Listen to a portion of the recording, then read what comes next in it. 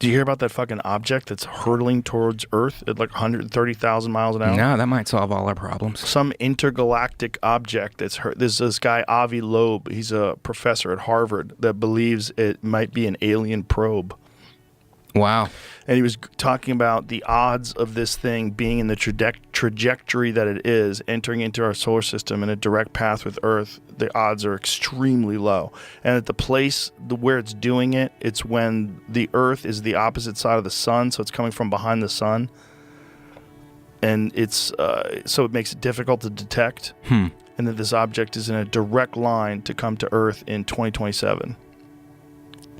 Do they have a trajectory of where it's going to land?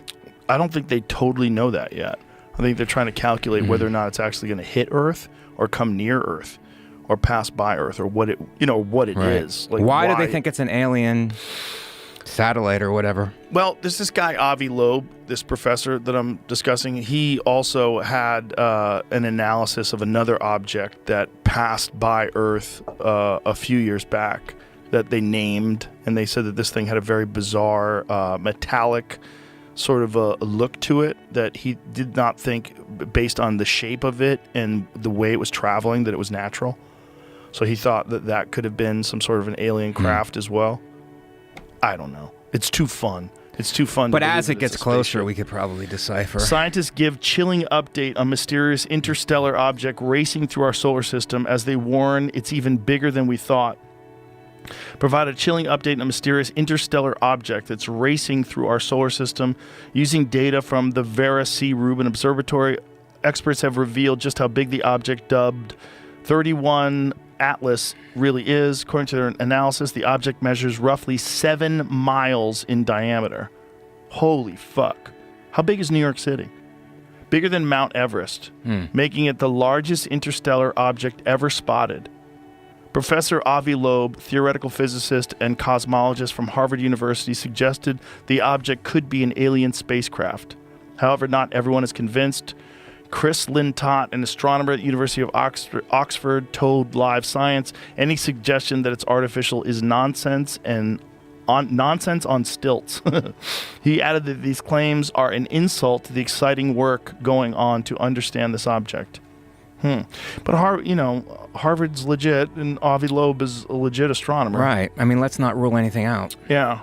As it gets closer. There's something about it, about the way it's traveling, that it's bizarre. But it doesn't have a trail like a comet does. Right. We can scroll up a little so I can see that. The images of the comet were actually snapped by the Vera C. Rubin before it was officially discovered. However, since it was identified on July 1st, just a little bit ago, scientists have scoured back through data to find out more about the mysterious object. New study published on RXIV, whatever that is. More than 200 researchers have confirmed the likely size of the comet's main body, known as its nucleus. Their analysis suggests the nucleus has a radius of around 3.5 miles. That translates to a diameter or width of about 7 miles. To put that in perspective, bigger than Mount Everest, twice the size of Mount Kilimanjaro. Fuck. Is way smaller. Wow. Yeah, so the, how do you say it? Oumuamua, I think. Oumuamua, discovered in 2017. He came on and talked to us about that. Was believed to be around 0.2 miles wide. And comet Borisov, discovered in 2019, was roughly 0.61 kilometer wide. So this thing is fucking huge. Yeah. So, previously speaking to Mail Online, Professor Loeb pointed out that its impressive speed of 130,000 miles per hour as an indication that it might be controlled by aliens. He said it's difficult to imagine a natural process that would favor a plunge towards the inner solar system at 60 kilometers per second, he said. An alternative is that the object targets the inner solar system by some technological design. Oh boy. This is the yogic sciences. This will confuse people if we go that far, because people are thinking yoga is for backache, yoga is for health, yoga is for slimming down. We've already established that's not the case. So, yoga means you know the texture of life. Unity. That is one thing. I'm talking about the texture of this life. If you know the texture of this life… Okay. See, people ask me, how do you know all this? I don't know anything. There's only one thing I know. I know the nature of this piece of life from its origin to its ultimate. Because every other life is in some way built the same way, people think I know every other life. No, I know only this life. But fortunately, every other life from a single microbe to a human being to every other creature in some way is a reflection of this life.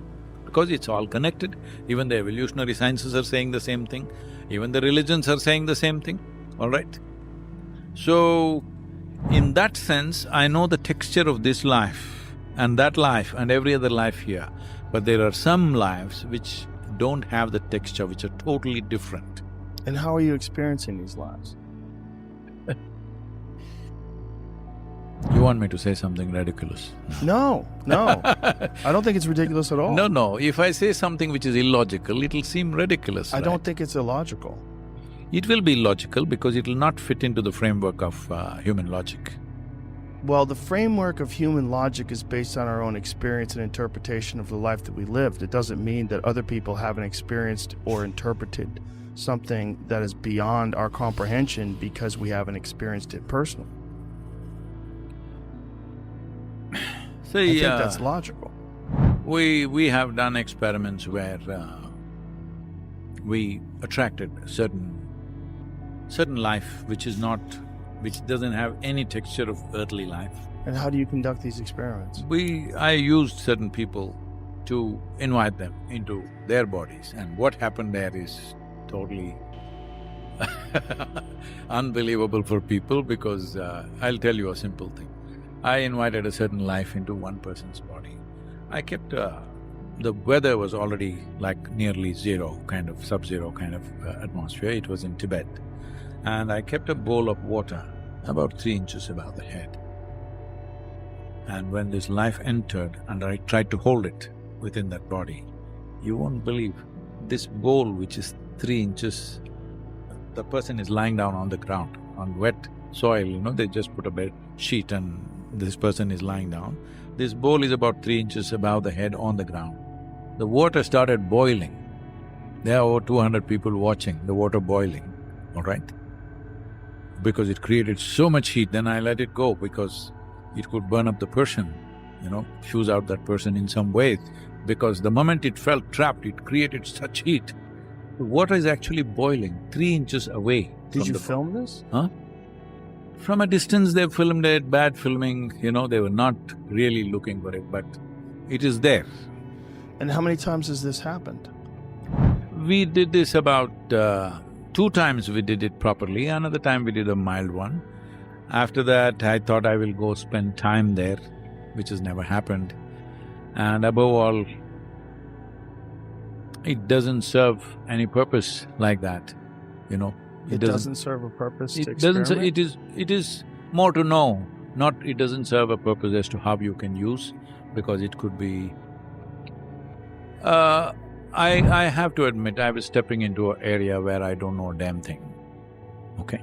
Right. So you could make a mistake and take somebody's life or your own life or something like that. So whatever these life forms are that you're experiencing, they're only… you can only experience them through another person's body? No, not like that. Only because I experienced, I wanted to demonstrate it to the people who are watching. And how did you know that it was a thing? Like, how did you know that you could experience it that way and exhibit it, put it on display for the people that are watching? Well, see, your whole perception right now for most human being is limited to 5 senses. Seeing, Yes. hearing, smelling, tasting, touching. This is how you know the world. If something has no smell, no taste, no touch, you won't know. But there could be an infinite number of Oh, senses yes. that we're not aware of, Yes. that we don't possess. So these things I've faced many places, but there are certain places where there is a unreasonable level of concentration. So one place is this Kailash Manasarova region in Tibet. In last 2 years, we haven't not been able to go because the Chinese have closed this because of this corona virus or whatever. Probably next year it'll open up. Last year we went We viewed Kailash and Manasarovar from 8 to 10 kilometers away. At the Nepali border, we went there and even from a distance, what it does to people is unbelievable. So it's just one concentrated hot spot Yeah, of activity. yes, and that too, it's like clockwork. Exactly at 2:30 in the morning, it starts. Boom, activity like that for about 1.5 hours, 1 hour 40 minutes like that. After that, it just goes down. It's almost like a busy airport. Boom, boom, boom, boom, things are happening. But not like crafts or anything, just bunches of lives, just up and down, things happening for about 1.5 to 2 hours max. Do you think they're extraterrestrial? Do you think they're interdimensional? Do you think they're spirits? They're not spirits. No? No. Anything that's related to the planet, we will just know immediately. It's not a… It's not something that's from somewhere else. It is definitely from somewhere else.